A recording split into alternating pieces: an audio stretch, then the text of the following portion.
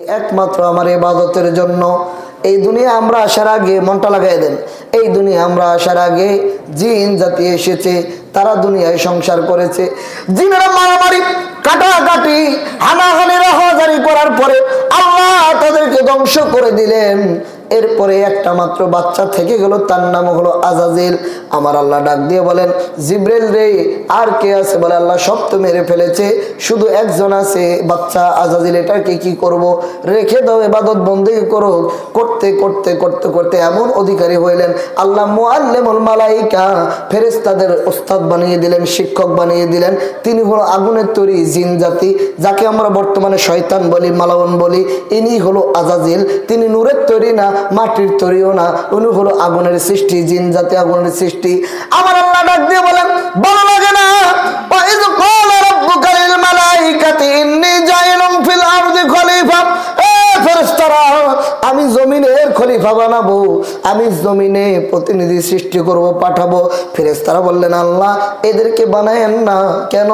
এরা মারামারি করবে, কাটাকাটি করবে। আচ্ছা, আমরা দুনিয়ায় সৃষ্টি হই নাই, এখনো আসি নাই, আমরা মারামারি করব, এটা ফেরেশতারা কেমনে জানে? কারণ তাদের পুরানো অভিজ্ঞতা আছে, জিনেরা মারামারি করছে, কাটাকাটি করছে। ফেরেশতারা ওইটা ধারণা করে বলেছে, আল্লাহ এদেরকে বানায়েন না, এরা মারামারি করবে, কাটাকাটি করবে, এদেরকে বানায়েন না। আল্লাহ বলল, ক্বালা ইন্নী আ'লামু মা লা তা'লামুন, আমি আল্লাহ যা জানি তোমরা তা জানো না।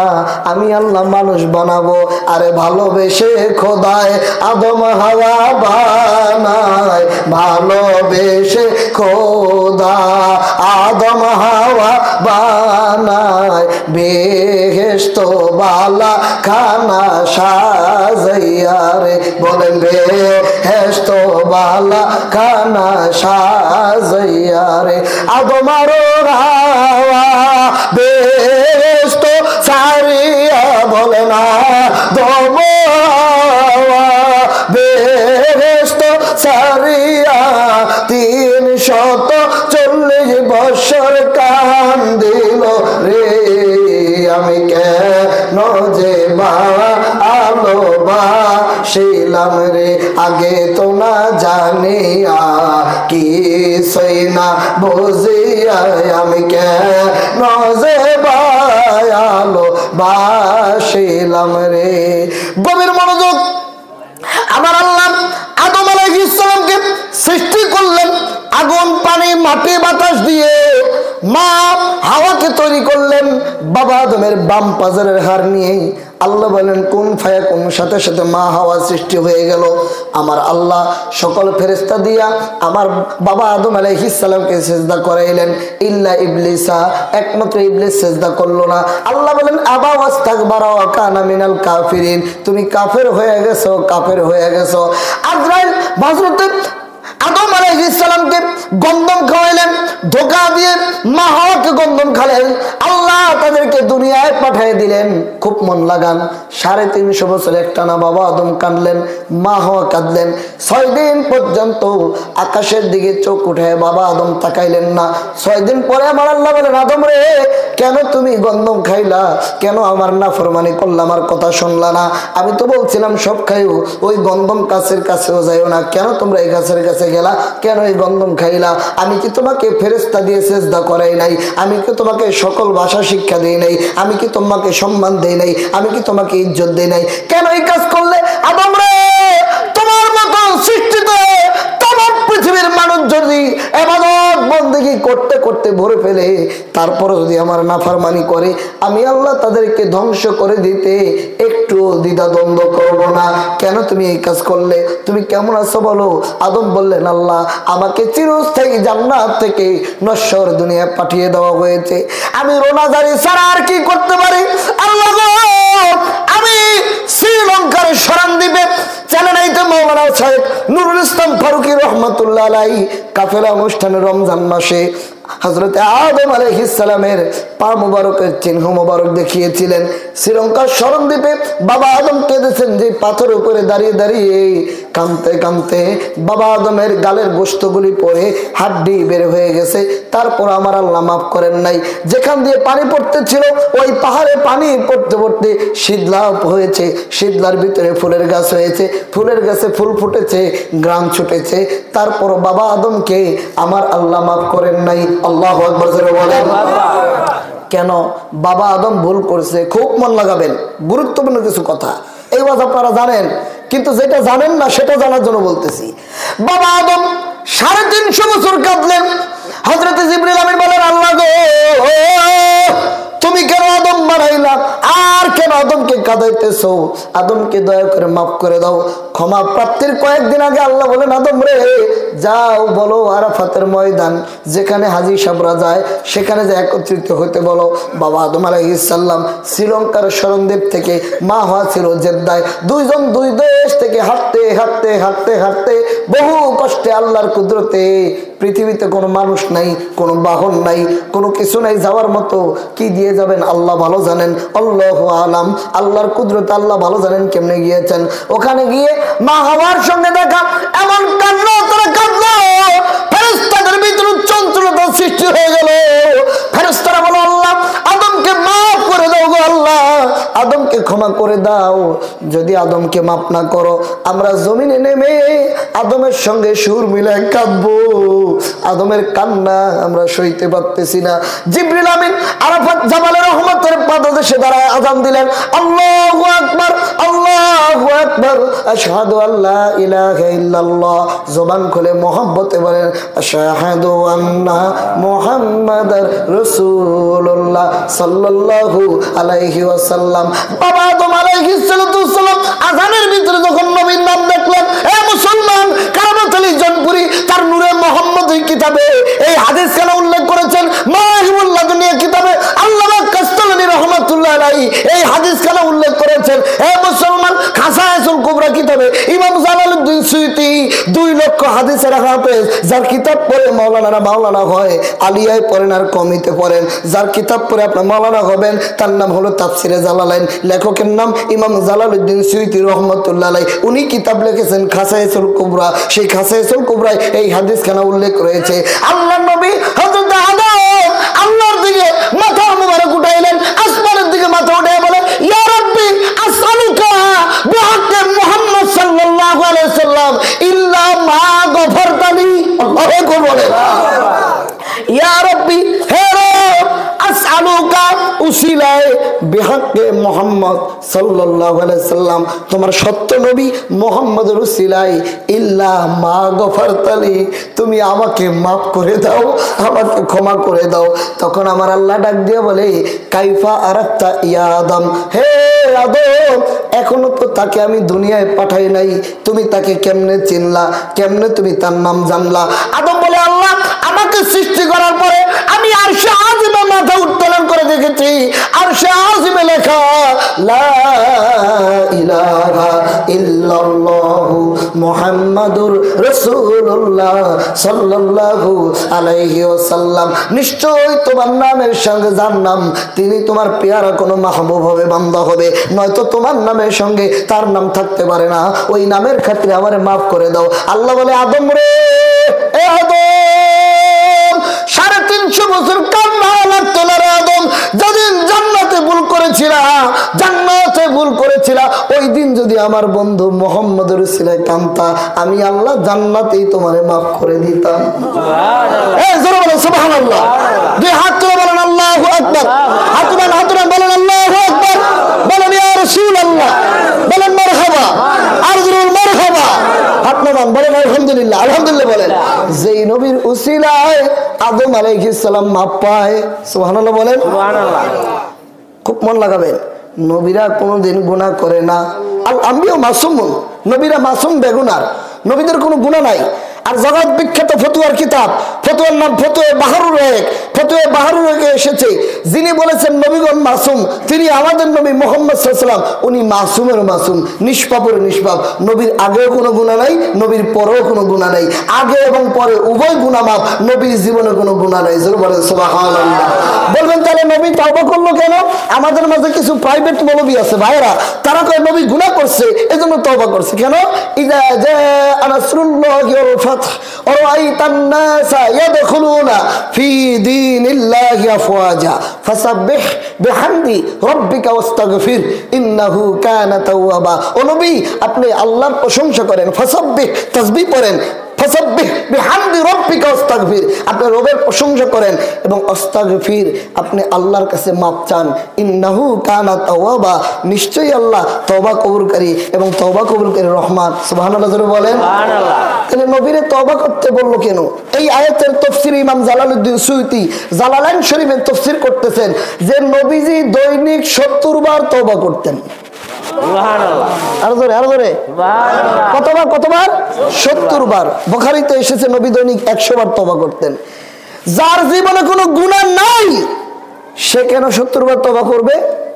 সে কোন 100 বার তওবা করবে? এই আয়াতের তাফসীরে লেখেন যে উম্মতের মায়ায় উম্মতের গুনাহ মাফ চাওয়ার জন্য। সুবহানাল্লাহ। আর একটু দেখেন, ধরেন আপনাদের এলাকার মেম্বারের ছেলে বয়স হলো 5 বছর, আমাদেরকে তাকায় থাকেন, বলেন কয় বছর? 5 বছর। মেম্বারের ছেলে রাস্তা দিয়ে যাওয়ার সময় আপনাদের এলাকার মসজিদের ইমাম আমাদের মাওলানা আব্দুল সালাম ভাই মুরব্বী, ওনার গায়ের ভিতরে যাওয়ার পথে রিক্সা লাগাই দিছে, হুজুরের পাঞ্জাবি ছিঁড়ে গেছে। এখন একজন বলতে, বাচ্চা কি করলি তুই? রিক্সার মধ্যে হুজুরের পাঞ্জাবি লাগাই ছিঁড়ে ফেলালি, কাজটা ঠিক হয়েছে? আরেকজনকে থাম, পোলারে সিমাস, এটা কে? না, এটা মেম্বারের পোলা। সর্বনাশ, মেম্বারের পোলা। মেম্বারের কানে খবর গেছে, মেম্বার সাহেব আপনার পোলায় কিন্তু হুজুরের রিক্সার লোকে লাগে আপনার পোলায় হুজুরের পাঞ্জাবি ছিঁড়ে লেছে। মেম্বার সাহেব আল্লাহ সম্মানিত লোক, ইমাম সাহেব হুজুর, মেম্বার সাহেব হুজুরের হাতে ধরে, হুজুর মনে কষ্ট নিয়ে না, আল্লাহর রাস্তায় আমার মাফ করে দেন, মনে করেন অন্যায়টা আমি করছি। আসলে কি অন্যায় বাপে করছে? কথা বল না কেন? অন্যায় কে করছে? ছেলে। মাপ চায় কে? কথা বল না, মাপ চায় কে? তার মানে অন্যায় করছে ছেলে, মাপ চায় বাপে। আমরা হইলাম নবীর রুহানি সন্তান, নবী আমাদের রুহানি বাবা। আমরা অন্যায় করি, নবী দৈনিক আমাদের জন্য তওবা করে। আল্লাহ নবী জামি তিরমিজি শরীফের শাফায়াত হাদিস 2436 নম্বর হাদিস, হাদিস সহিহ, নবী বলে শাফাআতি আহলি কাবাইর মিন উম্মতি, আমার উম্মতের ভিতরে যারা বড় বড় গুনাহ করেছে আমি রাসূল হাসরের মাঠে তাদের জন্য আল্লাহর দরবারে শাফায়াত করব। সুবহানাল্লাহ। দুই হাত তুলে বলেন আল্লাহু আকবার। নবী তুমি নবীউল আম্বিয়া, তোমার লাগা বানান আছে গো আল্লাহ সারাটা দুনিয়া গো নবীজি, নবী তুমি নবীউল আম্বিয়া। মারহাবা জোরে বলেন। নবী আমার বসে আছে। নবীর 3টি ছেলে ছিল। আপনারা তো শুধু মেয়ের নাম জানেন, ছেলের নাম জানেন না।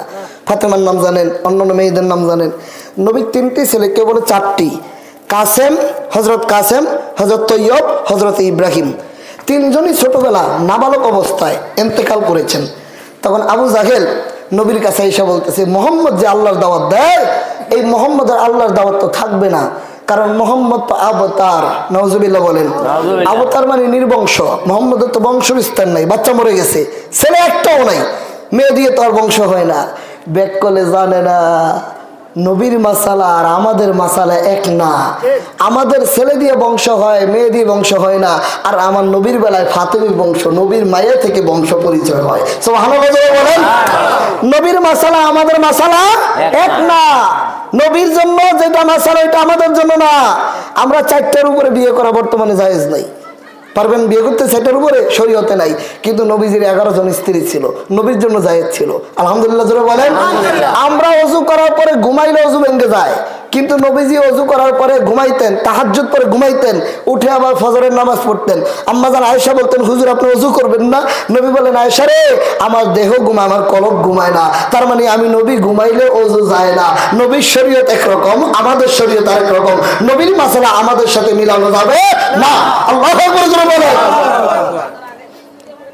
আমরা কালেমা পড়ি লা ইলাহা ইল্লাল্লাহ মুহাম্মাদুর রাসূলুল্লাহ সাল্লাল্লাহু আলাইহি ওয়াসাল্লাম, কিন্তু মাওয়াহিবুল্লাহ দুনিয়া কিতাব আল্লাহ মুখস্থ রেখেছেন।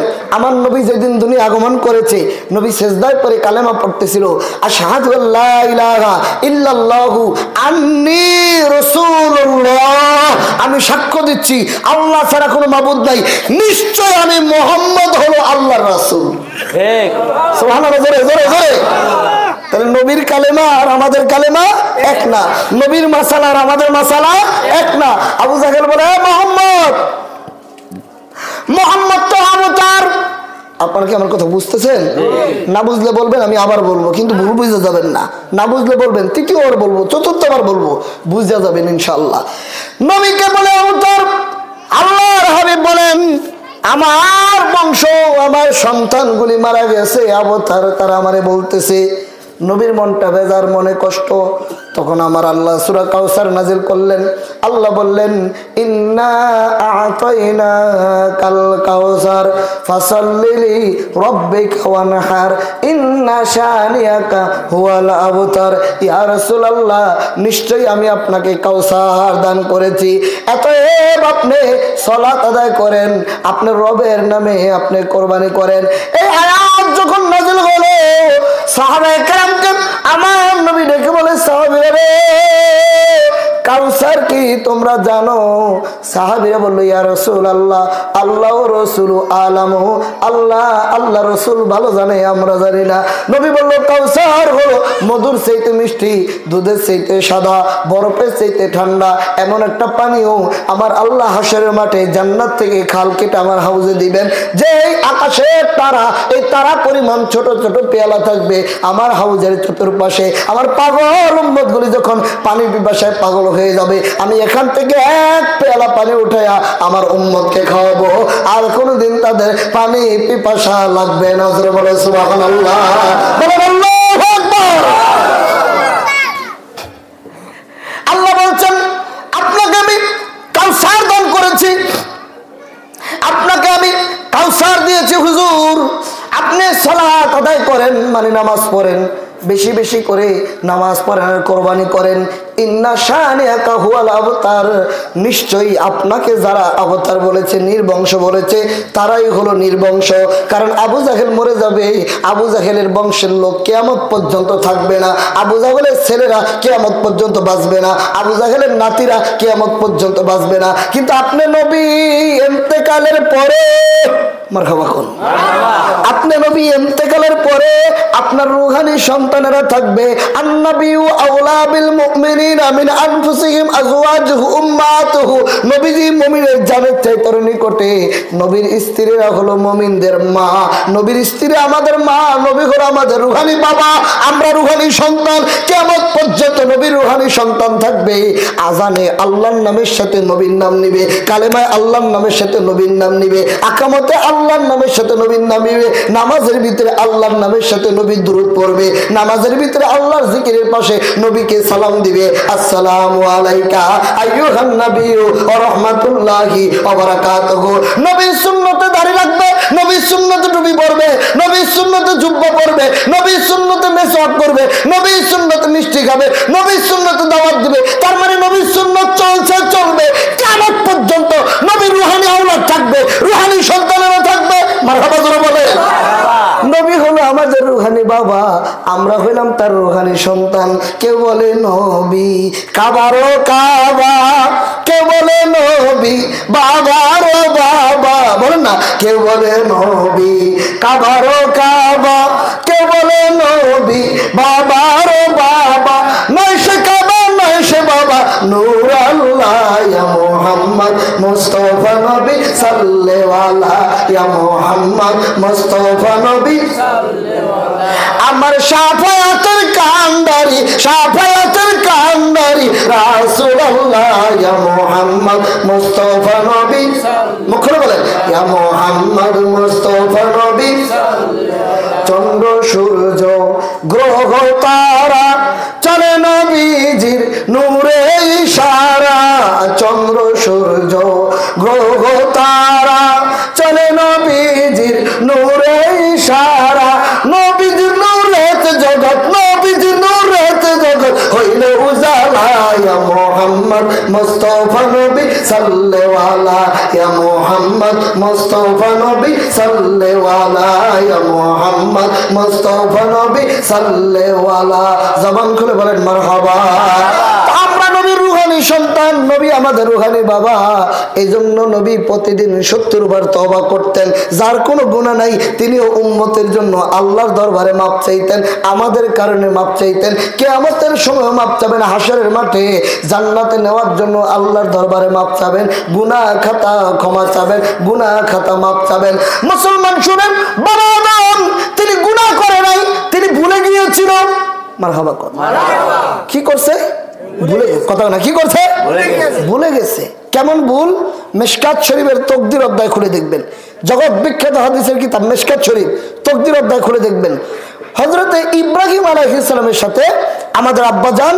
আদম নবীর দেখা কে বলে এটা মেরাজের রাত্রে দেখা হওয়ার পরে আদম নবী বলতেছে হযরত ইব্রাহিম আদমকে বলতেছে আপনি তো সেই আদম যেই আদম জান্নাতে ছিলেন গন্ধম খেয়েছেন আল্লাহ দুনিয়ায় পাঠাইছে আপনার কারণে আমরা দুনিয়া আসছি আপনি যদি গন্ধম না খাইতেন তাহলে জান্নাত থেকে বের হইতেন না আর আমরাও জান্নাতেই থাকতাম সুবহানাল্লাহ আপনার কারণে আমরা এসেছি দুনিয়ায় তখন হযরত আদম বলে আপনার প্রতি কোন কিতাব নাজিল হয়েছে মুসা নবী ইব্রাহিম না মুসা নবীকে বলতেছে কোন কিতাব নাজিল হয়েছে মুসা নবী বলে কেন আমার প্রতি তাওরাত নাজিল হয়েছে হযরত আদম বলে আপনার কি জানেন না তাওরাতে লেখা আছে যে আদম সৃষ্টি হবে আদম সৃষ্টির 40 বছর আগেই বা কেউ বলে 40,000 বছর আগেই লেখা আছে আদম সৃষ্টি হবে গন্ধম খাবে জান্নাত থেকে বের হবে দুনিয়া আসবে এখানে আমার কি দোষ সুবহানাল্লাহ আদম বলতেছে আমার দোষ দিয়ে লাভ কি আমার দিকে তাকান এই যে পোস্টার এখানে আমার আগে আরো 2 মাওলানা ওয়াজ করবে এটা আগে সিল করা না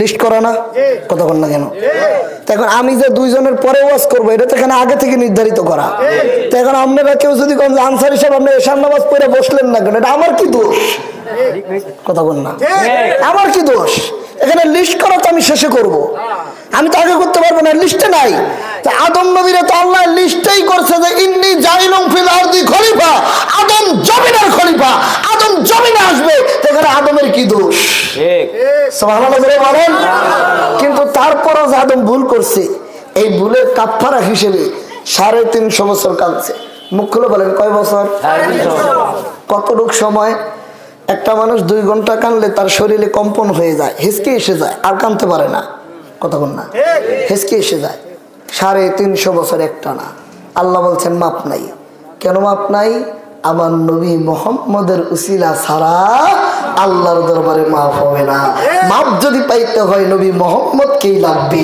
মুহাম্মদকেই লাগবে আল্লাহ নবী গুনাহ করে নাই